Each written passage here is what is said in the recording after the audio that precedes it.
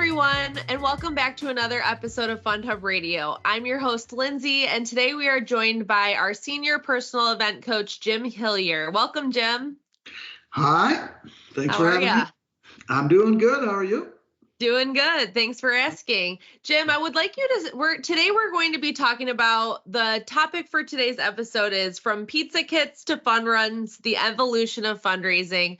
Why don't you start off by telling us a little bit about your experience in the fundraising industry, and then we'll move on to some questions on how the fundraising industry has changed over the years.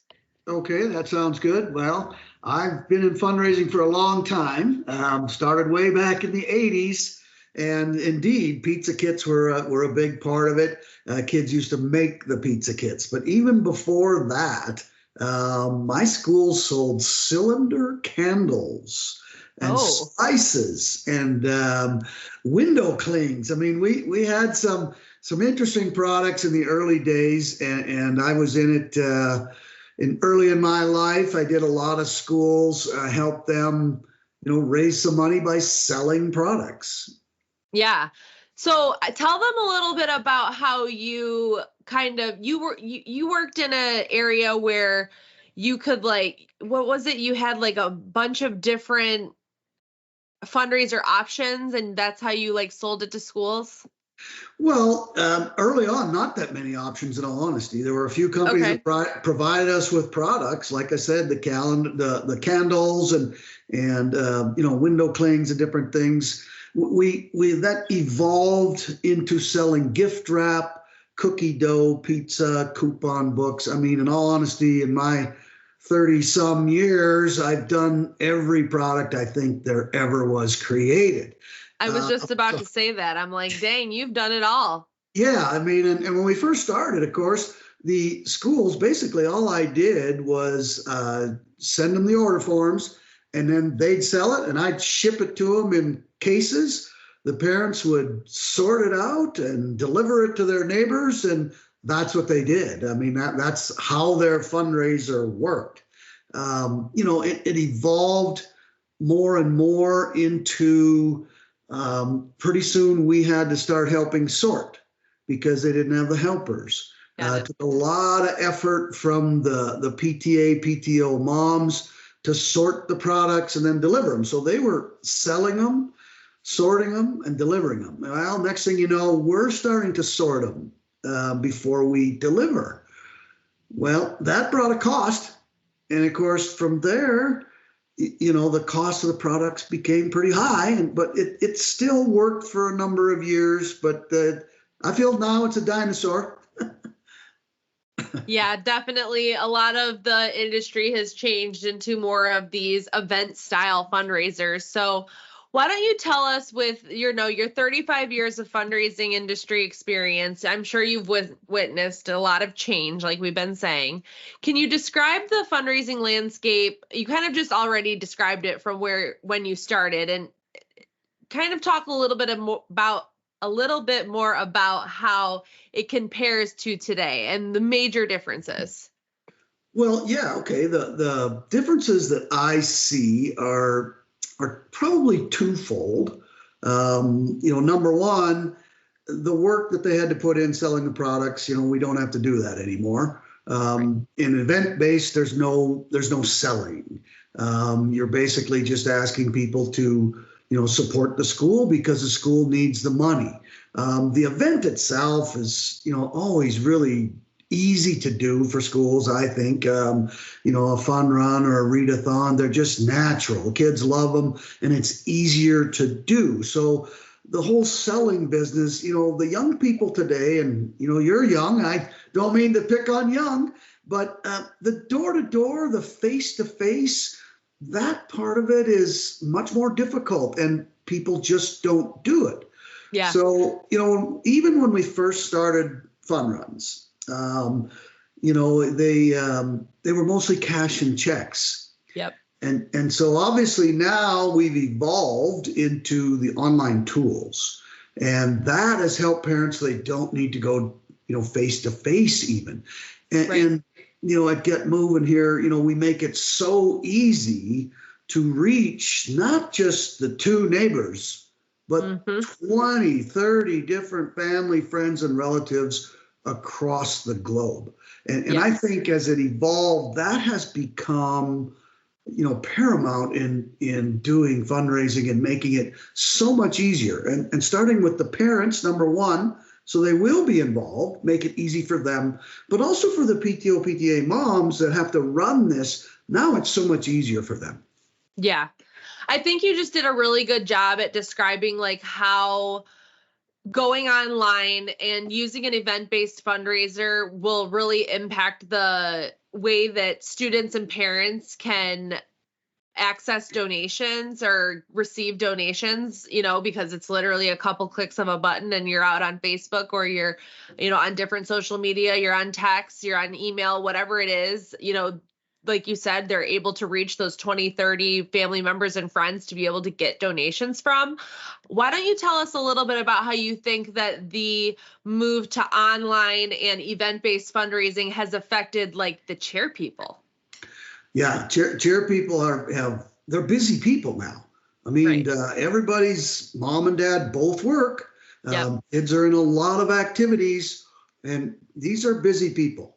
And so, what we can do by coaching them is make it much easier. They really spend a little bit of a time with us, maybe an hour, set up the program. I'm there to help them as a coach, and we help them get the whole thing set up very simply. And then from there, really, they're just going to do a little fun promotion at the school. And instead of the whole selling and the whole, delivery and sorting and refunds and oh my goodness sakes, the products. I spent a lot of time in schools with products, and now those chair people, they didn't have time to do that.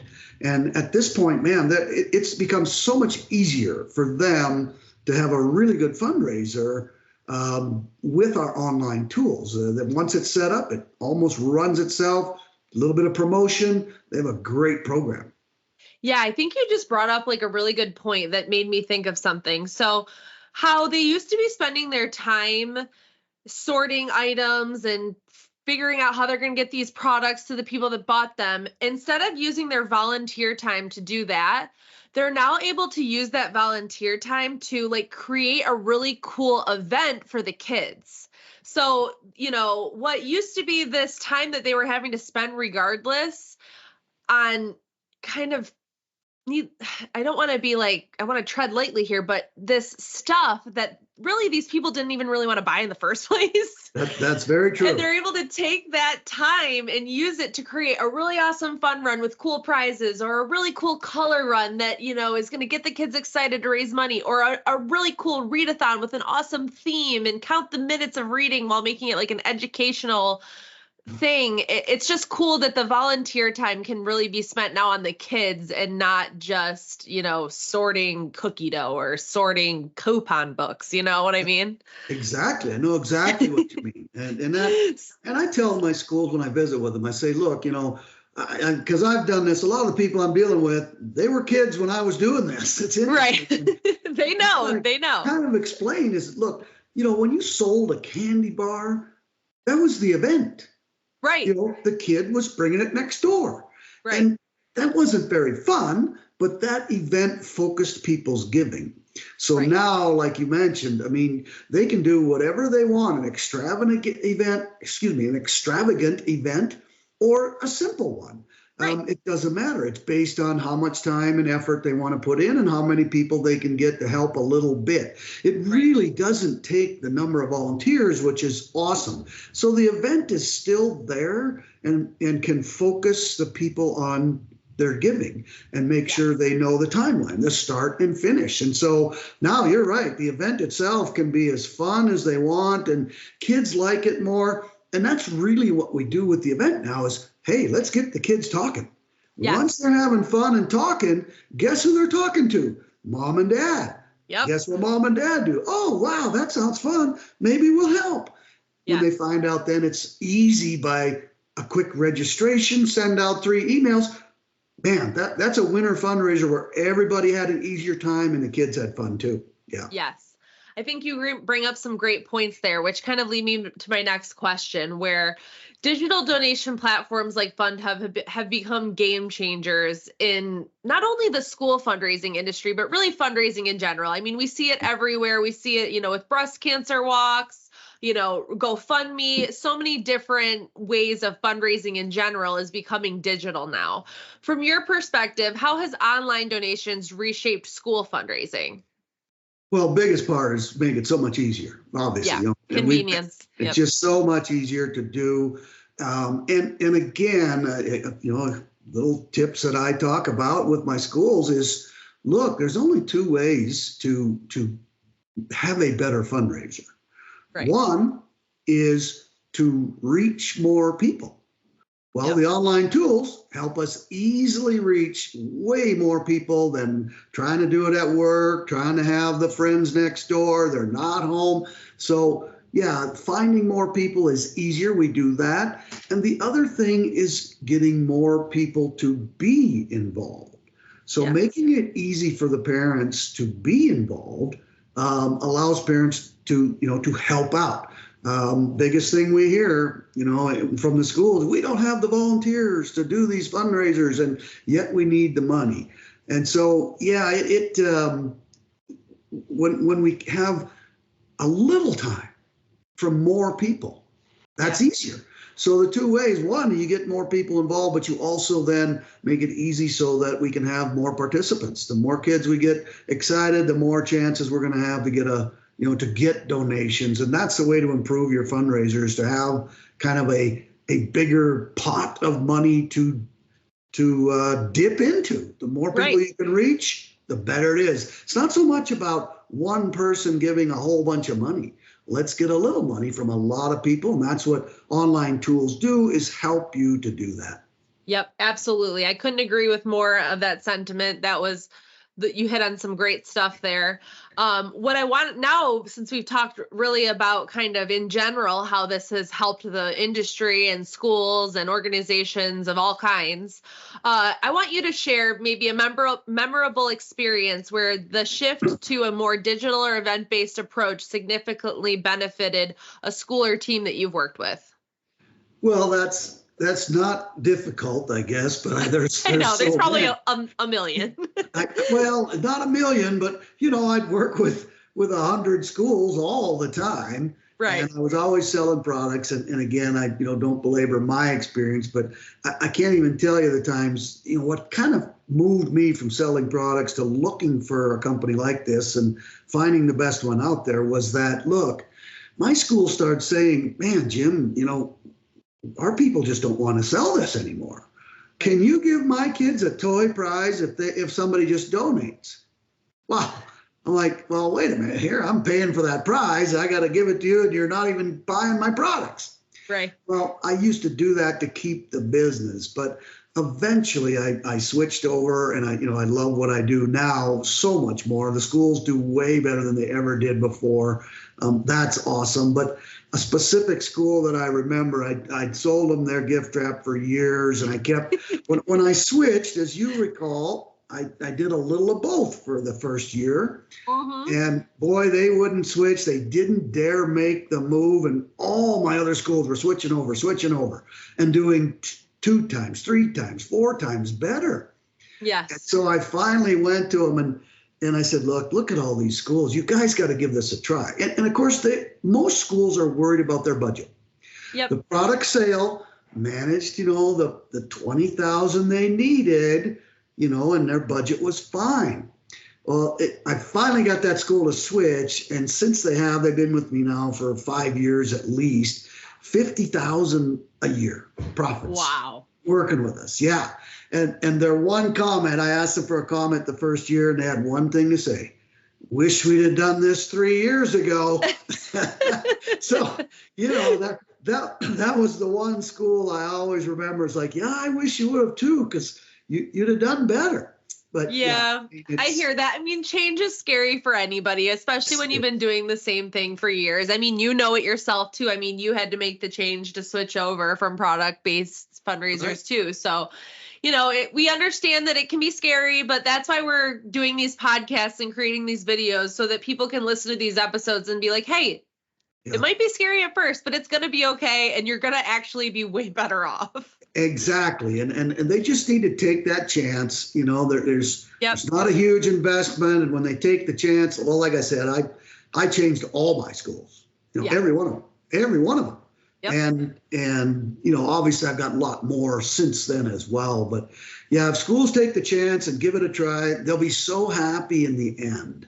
And it's so worth it. And I get it. We're salespeople trying to convince them, and there's other guys telling them something else. So it's hard for these chair people. I would tell them if I was going to give them advice, be like, hey, give this a shout. Just try it once. You'll be happy. And I even told my schools back then, I said, look, if we fail, I'll sell you the products later. Right. It'll still work. But you knew they wouldn't. Never had to do that. Not once. That was kind of my convincing line to look, I can still get you the products in my early days. And I never had to do it once. Every school I worked with always did better and was always more happy. So yeah, I'd tell people, give it a try. You'll love it. Yes, of course. Yes. Those are really great things that you mentioned there. We're kind of getting towards the end of the episode here, but I just wanted to touch on a couple of other things here. So one more thing here is, what are some of the biggest lessons that you've learned that could benefit today's school administrators and event organizers?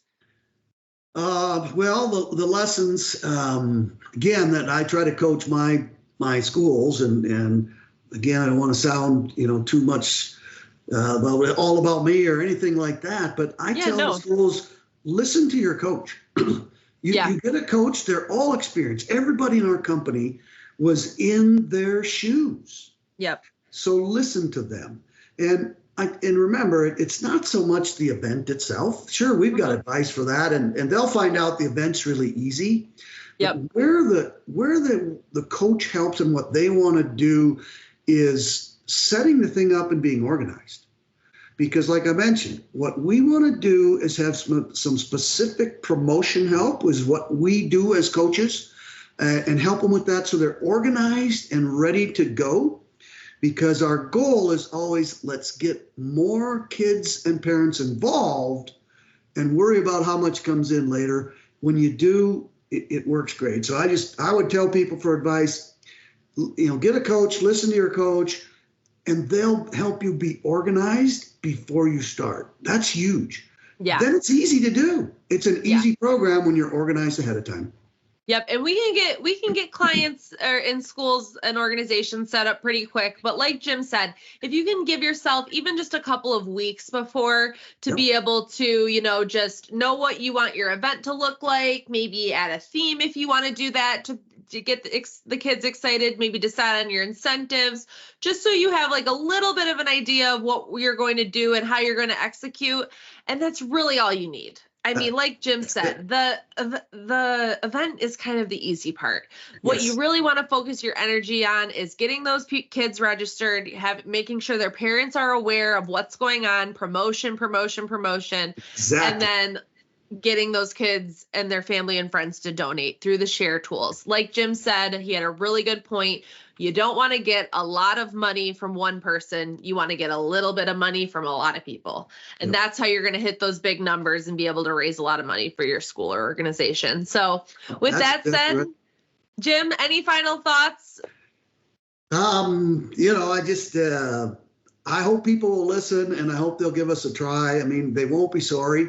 It goes, in the years I've had, this is the most I've enjoyed doing this business, because my schools do better. And I'll bet I've worked for 10 different product companies over those years. Yeah. And I've never been as happy and seen my schools as happy as these last 7 years.